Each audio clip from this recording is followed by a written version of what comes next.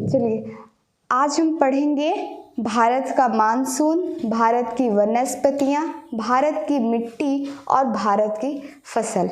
देखिए, भारत में जब आप मानसून पढ़ लेते हैं, भारत का जो मानसून है वो अगर आप पढ़ लेते हैं तो आपकी वनस्पतियाँ वहाँ से क्लियर हो जाएंगी, वहाँ से आपका मिट्टी क्लियर हो जाएगा और वहाँ से आपकी फसल क्लियर हो जाएगी।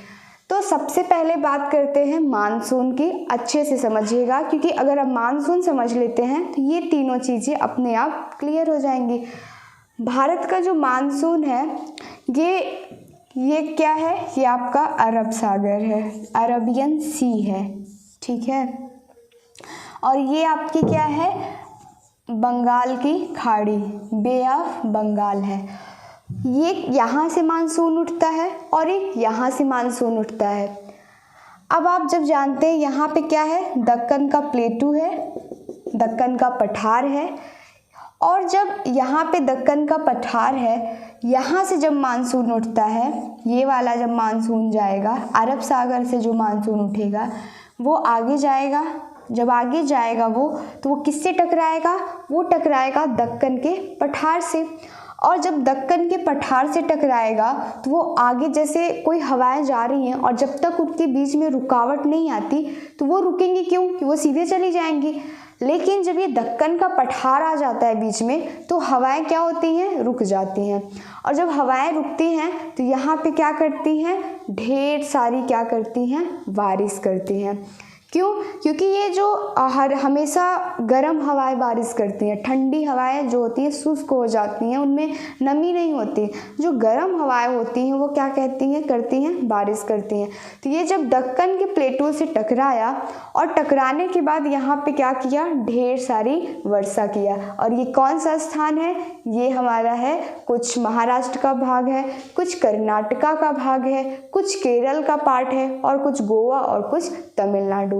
तो सारे पार्ट में नहीं, लेकिन कुछ स्थान में यहाँ पे क्या करता है? बहुत जोरों से क्या करता है? वर्षा करता है।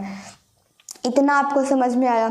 अब जब जो बे ऑफ बंगाल से जो मानसून उठ रहा है तो ये यहाँ पे आप जानते होंगे 3 ठो पहाड़ियाँ हैं, हमारी हिल्स हैं। एक गारो है, दूसरा खासी है और तीसरी कौन सी पहाड़ी है?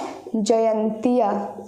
जयंतिया यानी गारो, खासी, जयंतिया, ये 3 ठो क्या है? पहाड़ी है। कहाँ पे है? मेघालय में है।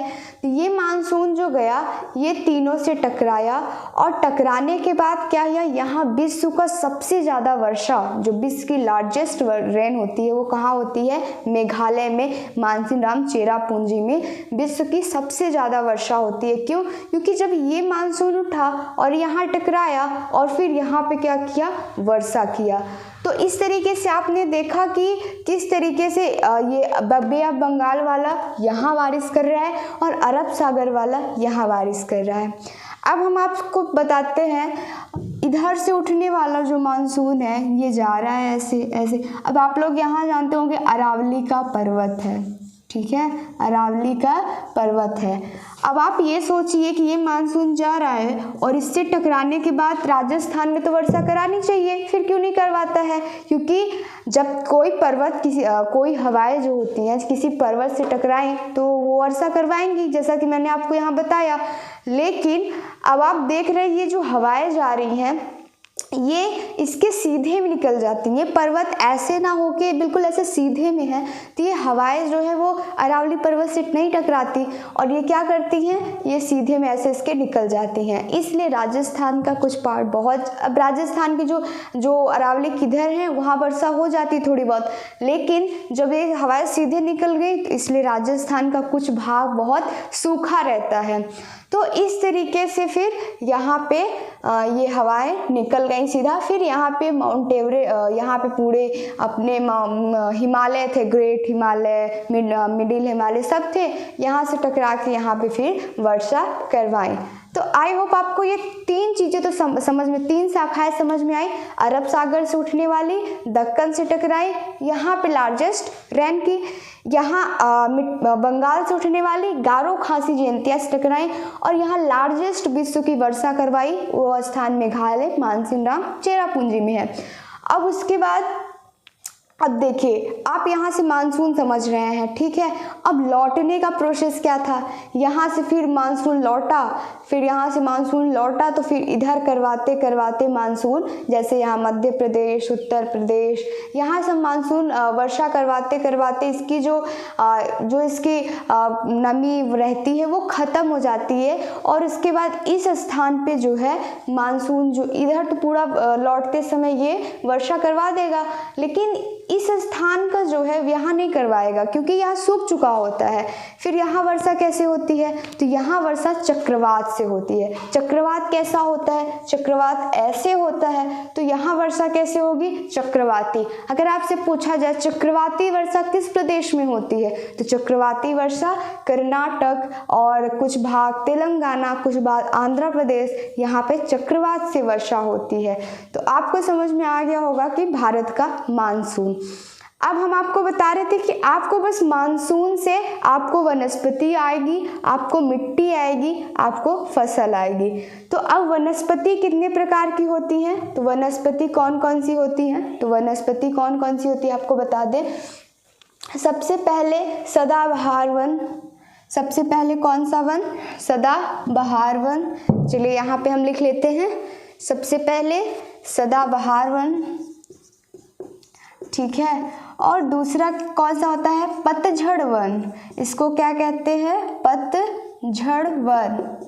इसको कहते हैं सेवे एवरग्रीन वेजिटेशंस, और इसको क्या कहते हैं, डेमी। और इसको तीसरा कौन सा होगा, कटीला या फिर मरुस्थलीय वन, ठीक है।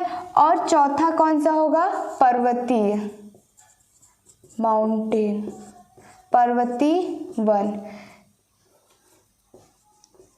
तो आपने देखा इतने प्रकार की आपकी वनस्पति भारत में पाई जाती हैं, सदाबहार, पतझड़, कटीले, पर्वतीय।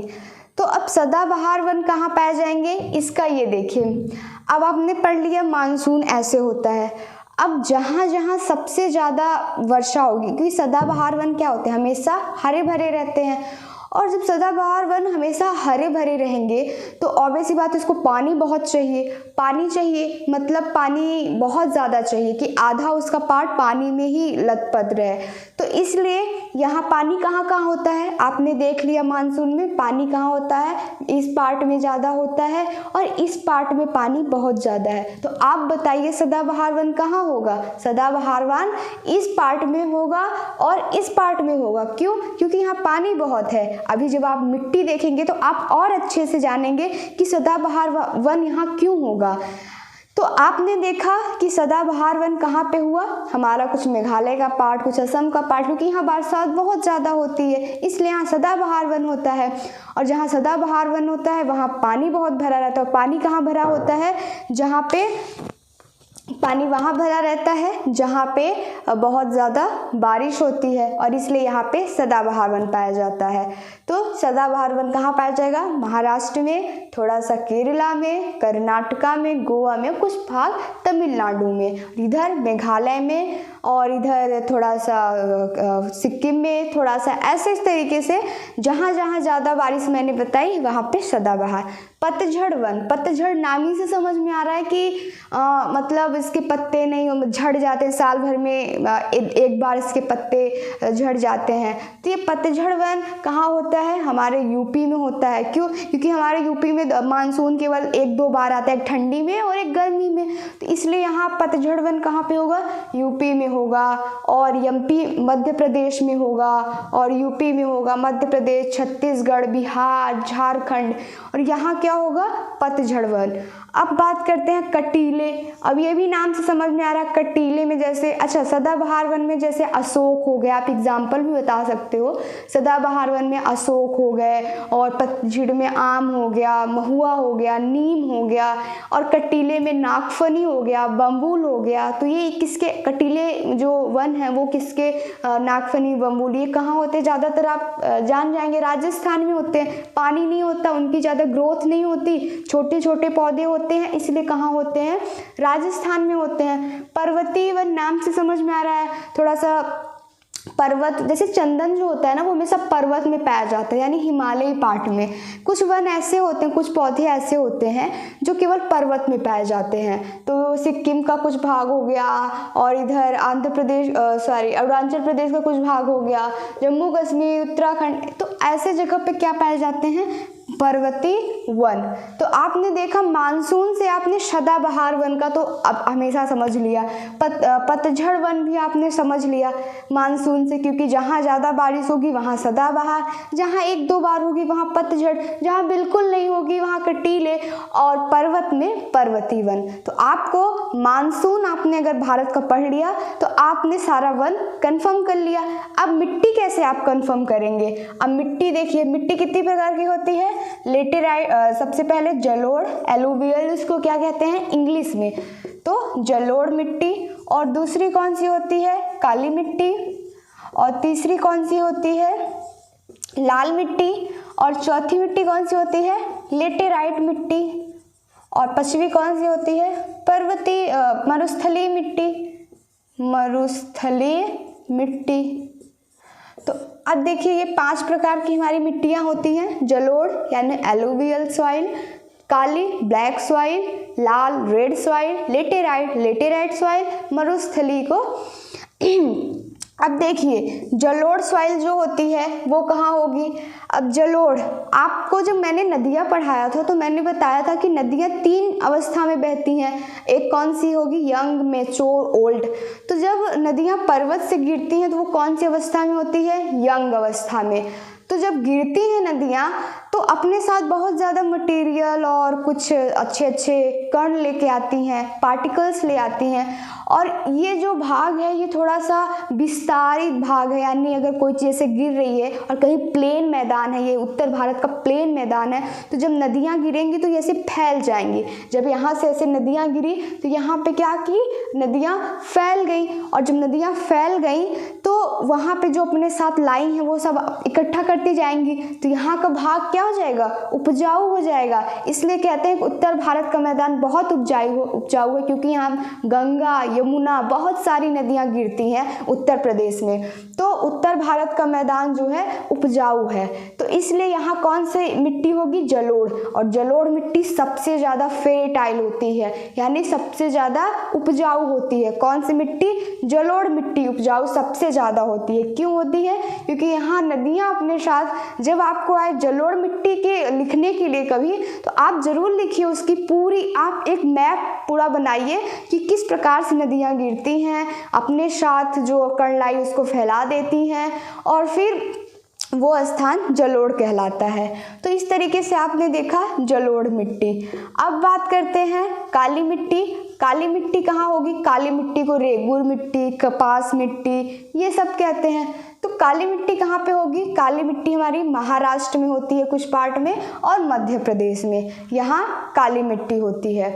काली मिट्टी में कपास बहुत ज़्यादा होता है। अब बात करते हैं लाल मिट्टी। लाल मिट्टी हमारी ये तमिलनाडु, आंध्र प्रदेश, कर्नाटका, तेलंगाना, इस पार्ट में होती हैं, कुछ पार्ट में होती हैं।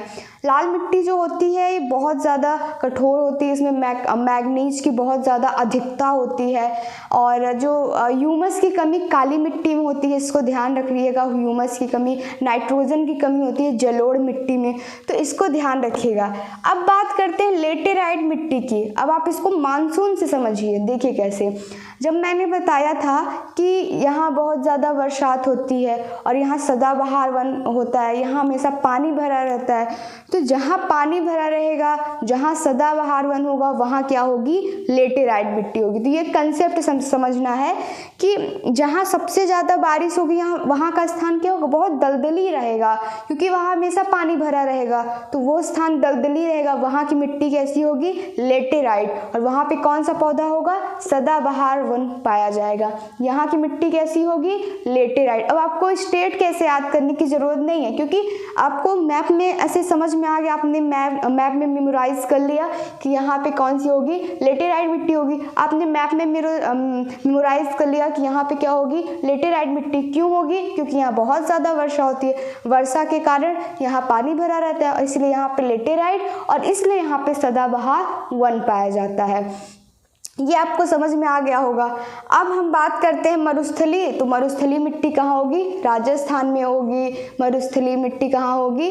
राजस्थान में होगी। तो इस तरीके से मरुस्थलीय मिट्टी। तो अब फसल में बात करेंगे हम। तो आपको हमने मानसून पढ़ाया, हमने वन पढ़ा दिया, मिट्टी आपको पक्का समझ में आ गया होगा, क्योंकि हमने आपको सारी चीज़ें कंसेप्ट से पढ़ाया। अब अगर हम बात करते हैं फसल की बात करते हैं, तो अब आपको पता है जलोढ़ मिट्टी कैसे बनी और क्यों इम्पॉर्टेंट है। तो आपको अब जब ये भी पता है बहुत उपजाऊ है जलोढ़ मिट्टी, तो आपको पता होगा यहाँ पे क्या क्या होगा? धान होगा, और धान या चावल होगा, और क्या होगा? गेहूं होगा, गन्ना होगा। तो ये फसलें कहाँ पाई जाएंगी? जलोढ़ मिट्टी में पाई जाएंगी। और क्यों पाई? क्योंकि साल भर में 2 बार वर्षा भी होती है, ये भी इम्पॉर्टेंट है। और फिर उसके बाद हम बात करते हैं काली मिट्टी में। काली मिट्टी में कौन सी फसल पाई जाएगी? कपास पाई जाएगी। फिर बात करते हैं लाल मिट्टी में। लाल मिट्टी में क्या पाया जाएगा? काजू पाया जाएगा, काजू पाया जाएगा। फिर लेटेराइट में तो वही सुंदर सदाबहार वन पाया जाता है। बाकी कुछ छोटे मोटे इसमें फसलें उगाई जाती हैं, जैसे तेली फसलें हो गई वो। मरुस्थलीय मिट्टी में क्या पाया जाएगा? कुछ भी नहीं पाया जाएगा, वो रेगिस्तान है। तो देखिए हमने क्या क्या समझा पहले। सबसे पहले थोड़ा सा इसमें वो हो गया है, लेकिन अब हम आपको समझाते हैं इसमें हमने क्या क्या समझा। तो हमने समझा सबसे पहले मानसून 2 प्रकार से उठते हैं, अरब सागर से और बे ऑफ बंगाल से। अब यहाँ दक्कन का पठार है। जब अरब सागर से मानसून उठा, दक्कन के पठार से टकराया, यहाँ लार्जेस्ट वर्षा किया तो यहाँ पे कौन सी मिट्टी होगी? लेटेराइट। जब लेटेराइट मिट्टी होगी तो कौन सा पौधा होगा? सदाबहार वन पौधा। तीनों कंसेप्ट एक जगह से क्लियर। इधर से जो मानसून उठा वो कहाँ पे गया? वो गया गारो खासी जयंतिया पहाड़ी से टकराया, वर्ल्ड की लार्जेस्ट यहाँ पे वर्षा करवाया, और इसलिए यहाँ कौन सी मिट्टी होगी? लेटेराइट। कौन सा पौधा होगा? सदाबहार। ये दोनों समझा। एक यहाँ से मानसून उठा, ये अरावली पर्वत से नहीं टकराया, इसलिए राजस्थान हमेशा सूखा रहता है। ये इसके सीधे निकल गया, फिर यहाँ हिमालय से टकराया, फिर यहाँ वर्षा किया, लेकिन यहाँ वर्षा बहुत नहीं किया। तो अब उसके बाद हम बात किए कि नदी 3 अवस्था में बहती है, पहले यंग, मैच्योर, फिर ओल्ड में। तो फिर जब अपने साथ पार्टिकल्स लाती है और यहाँ से जब यंग रहती है, यहाँ पूरा फैला देती है, उत्तर भारत का मैदान है, तो जब यहाँ फैला देती है तो यहाँ पे सारे जो उपजाऊ चीज़ें फर्टाइल है यहाँ रुक जाते हैं, इसलिए जलोढ़ मिट्टी बहुत उपजाऊ होती है। और जब जलोढ़ मिट्टी बहुत उपजाऊ होती है तो यहाँ पे अच्छी अच्छी फसलें जैसे चावल, गेहूँ, गन्ना, ये सारी चीज़ें हो जाती हैं। फिर हमने बात की उसके बाद पतझड़ वन भी बस मानसून से ही क्लियर हो जाएगा। क्यों? क्योंकि पतझड़ वन कहाँ पे होगा? उत्तर प्रदेश में। क्यों? जहाँ पे सिर्फ साल भर में 2 बार एक बार पत्ते आते हैं, 2 बार वर्षा होती है। तो आप अगर मानसून पढ़ लिए तो आपका वनस्पति, मिट्टी, फसल, ये सारी चीज़ें क्लियर हो जाएंगी, क्योंकि ये जो तीनों चीज़ें हैं ये कनेक्टेड हैं, एक दूसरे से लिंक है। जैसा कि आपने पहले देखा जब मैंने पढ़ाया कि कैसे सदाबहार मानसून से रिलेटेड है, कैसे मिट्टी तीनों से, क्योंकि जब मिट्टी होगा उसमें पौधा होगा, और जिस मिट्टी में फसल, मिट्टी में पौधा, तो जब मिट्टी और फसल पौधा तीनों कनेक्टेड हैं। तो आई होप आपको वीडियो अच्छा लगा होगा। वीडियो अच्छा लगा तो लाइक, कमेंट करके ज़रूर बताइए कैसा लगा, और सब्सक्राइब कीजिए। धन्यवाद।